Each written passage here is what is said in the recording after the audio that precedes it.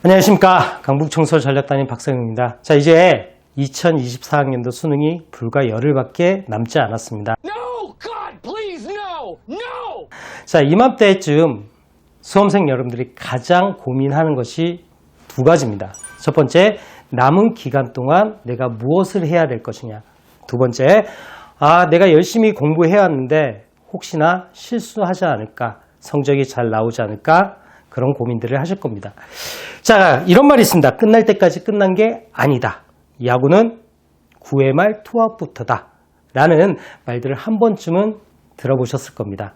자, 시험 막바지까지 모두 끝나봐야 정확한 결과를 알 수 있다는 의미이자 끝까지 포기하지 말라는 당부의 말인 것 같습니다. 자, 지금 이제 10일이라는 시간, 짧으면 짧지만 시간으로 따지면 240시간이고요. 분으로 따지면 14,400분의 시간입니다. 이 시간을 어떻게 활용하느냐에 따라서 여러분들이 수능 당일날 여러분들의 성적을 단 1점이라도 올릴 수 있다면 그리 헛된 시간은 아니라고 생각이 됩니다. 기본적으로 여러분들도 알고 있지만 다시 한번 점검하는 차원에서 한번 8가지에 대해서 알아보도록 하겠습니다. 먼저 첫 번째입니다. 자, 무엇을 공부해야 될 것인가? 네, 6월, 9월 수능 모의평가 문제를 재점검하라. 물론 여러분들 계속해서 평가원 문제들 뽑아보고 재분석 해 보셨을 겁니다.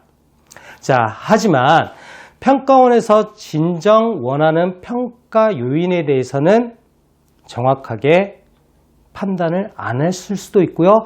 또는 그 점을 간과하고 넘겼을 수도 있을 겁니다. 자, 지금 다시 평가원 문제를 풀어보면서 연계교재에서의 연계율 또는 연계교재에서 나왔던 문제들을 다시 한번 점검하는 것도 또 하나의 방법입니다.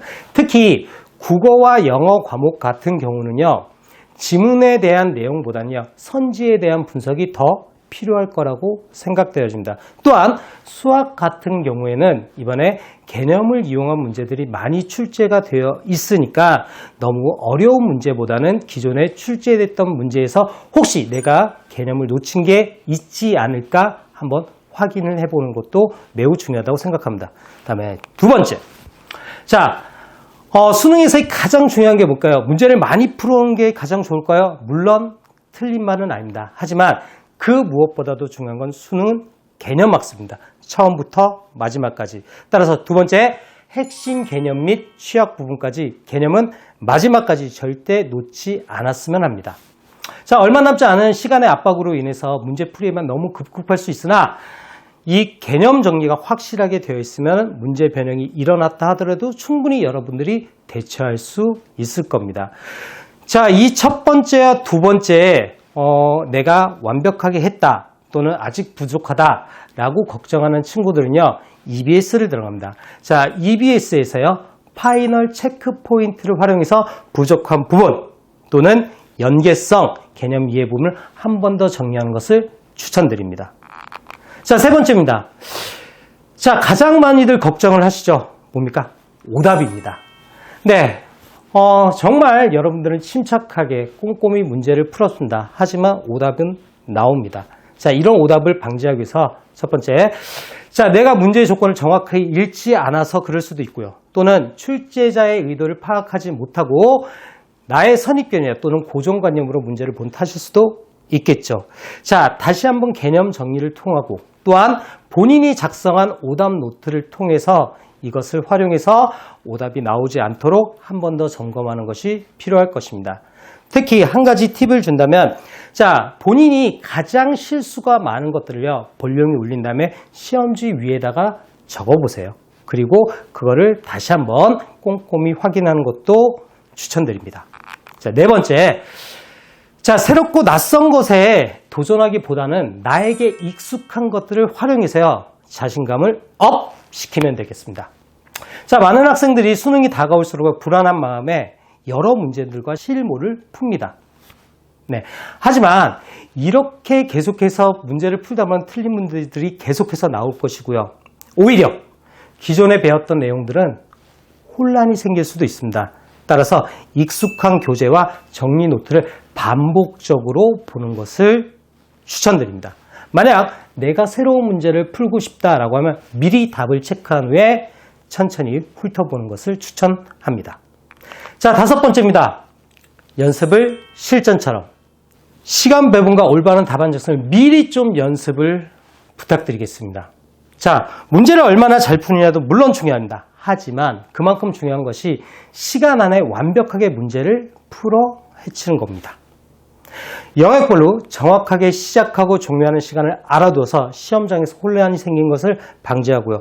문제 푸는 순서에 대한 본인의 카테고리를 적용을 해서 문제를 풀기를 부탁드리겠습니다.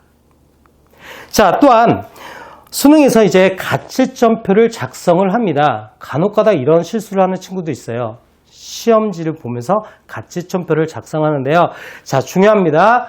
본인이 작성한 OMR을 보고 가채점표를 꼭 작성해 주길 부탁드리겠습니다. 자, 6번째. 네, 다들 알고 계신 내용입니다. 수능 당일과 똑같은 나의 생활 패턴을 이 열흘 동안 만들기를 부탁드리겠습니다. 그렇다면 적어도 기상시간은 6시로 맞춰 놔야겠죠. 자, 물론 국어, 수학, 영어, 한국 시간에 맞춰서 공부하는 것도 굉장히 좋은 방법입니다. 자, 7번째입니다. 집중력을 발휘하되 과도한 긴장감은 내려두고 긍정의 마인드로 자신감을 채웠으면 좋겠습니다. 여러분 그동안 많이 공부해왔습니다. 많은 문제를 풀었고요. 물론 여러분들이 생각한 만큼의 어떤 성적은 나오지는 않았으나 그 과정 속에서 분명 여러분들이 얻은 것들이 있을 겁니다. 자신감을 가지세요. 나는 반드시 오늘 시험에서 성공을 한다. 반드시 해낼 수 있다라는 이 자신감을 지금서부터 아침에 일어나서 저녁에 잘 때 꼭 한 번씩은 되뇌었으면 좋겠습니다. 자, 마지막으로 8번째입니다.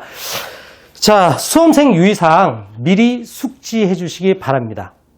자, 지참에 대한 수험표, 신분증, 그 다음에 휴대 가능한 물품, 반입 불가능한 물품, 플러스 시험 시간의 요령 같은 경우도 다 미리 숙지를 해주셨으면 좋겠는데, 자, 이는 대학 수학능력 홈페이지, 한국교육과정평가원에서 운영하는 대학 수학능력 홈페이지를 방문하시면요, 글과 동영상으로 자세히 설명이 되어 있으니까 꼭 한번 방문해 보시고 숙지하기를 부탁드리겠습니다. 자, 그동안 우리가 함께한 시간들이 묵직하게 쌓여서 수능 당일 강력한 힘을 여러분들한테 보여줄 겁니다.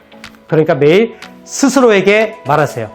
당당하게, 담담하게, 단단하게 해낼 수 있을 거라고. 여러분들의 파이팅합니다.